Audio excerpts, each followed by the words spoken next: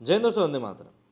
कंगना रनौत बॉलीवुड की जानी मानी अभिनेत्रियों में से एक है, लेकिन जब उनको पिछले साल ट्विटर के ऊपर से बैन किया गया था, तब काफ़ी ज़्यादा स्पेकुलेशन ये उठे थे कि यार क्या यह दूसरे किसी सोशल मीडिया प्लेटफॉर्म के ऊपर रख पाएंगी, या फिर क्या वो अब अपनी बात किसी और माध्यम से रखना शुरू करेंगी। बीच में उन्होंने कू का भी उपयोग करना शुरू किया, लेकिन देखिए ये चीज़ माननी पड़ेगी कि जो वाइब ट्विटर की है वो कू की नहीं है।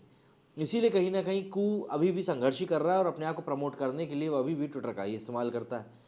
अब ऐसे में कंगना रनौत ने एक बार फिर से पंगा ले लिया है, लेकिन इस बार उन्होंने पंगा ट्विटर से नहीं बल्कि उस ठिकाने से ले लिया है जहां से आजकल वो अपनी बातों को शेयर करती हैं, मतलब कि इंस्टाग्राम से।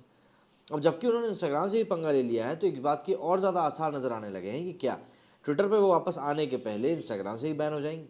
वैसे इस बारे में भी कोई तथ्य सामने नहीं आया है कि वो ट्विटर पर वापस आएंगे, लेकिन हाँ, अब चाहने वालों की बात है तो हमने बोल दी कि लोग ये चाह रहे हैं कि भैया कंगना को ट्विटर पर वापस लाया जाए। लेकिन इन सब चीज़ों को पहले उन्होंने इंस्टा से जो पंगा लिया है वो ज़रा जान लेते हैं। बॉलीवुड की क्वीन कंगना रनौत अपने काम और बेहतरीन अदायगी के साथ साथ अपने बेबाक अंदाज और बातों को बिना किसी झिझक के सामने रखने के लिए भी फेमस है। कंगना रनौत को उनके इसी अंदाज की वजह से लगभग 1.5 साल पहले सोशल नेटवर्किंग वेबसाइट ट्विटर से बैन कर दिया गया था। लेकिन अब एलन मस्क के लौटने पर कई खबरें आ रही हैं, कंगना जल्द ही इस साइट पर वापसी कर सकती है। इस कमबैक से पहले ही कंगना रनौत ने फोटो शेयरिंग साइट इंस्टाग्राम को लेकर भी काफ़ी कुछ कह दिया है। अगर आप इस बात से अनजान हैं तो आपको बता दूं, कंगना को ट्विटर के नियमों का उल्लंघन करने की वजह से मई 2021 में सोशल नेटवर्किंग साइट से बैन कर दिया गया था। या यूँ कहें कि कंगना के ट्विटर अकाउंट को परमानेंटली बैन कर दिया गया था। एलन मस्क ने जब से ट्विटर का टेक ओवर किया है, तब से ही लगातार खबरें आ रही हैं कि जल्द ही कंगना की इस वेबसाइट पर वापसी हो सकती है। लेकिन अभी ट्विटर पर कंगना रनौत की वापसी हुई भी नहीं है और इस हसीना ने इंस्टाग्राम से ही पंगा ले लिया है। बता दें, कुछ दिनों पहले कंगना ने अपने इंस्टाग्राम स्टोरी पर लिखा था कि डम इंस्टाग्राम सिर्फ तस्वीरों के बारे में है, हम अपने मन की बात लिखते हैं तो वो एक ही दिन में गायब हो जाती हैं। जैसे कि हर कोई एक अस्थिर घटिया सा इंसान है, ऐसे इंसान जो देखना ही नहीं चाहता कि उसने पहले क्या लिखा था, क्योंकि वो अपनी ही बात पर विश्वास नहीं करता। ऐसे में वो लिखा हुआ टेक्स्ट गायब हो जाए, यही बेहतर है। कंगना ने आगे लिखा, लेकिन उन लोगों का क्या जो हर उस बात को मानते हैं जिसे वो लिखते हैं। हम ऐसे लोग हैं जो अपनी बातों को उन लोगों के लिए डॉक्यूमेंट करना चाहते हैं जो हमें सुनते हैं, जो हमारी बातों से एक अच्छे कन्वर्जेशन की शुरुआत करते हैं। ये वो मिनी ब्लॉग्स हैं जिन्हें किसी खास सब्जेक्ट के लिए यूज़ किया जा सकता है।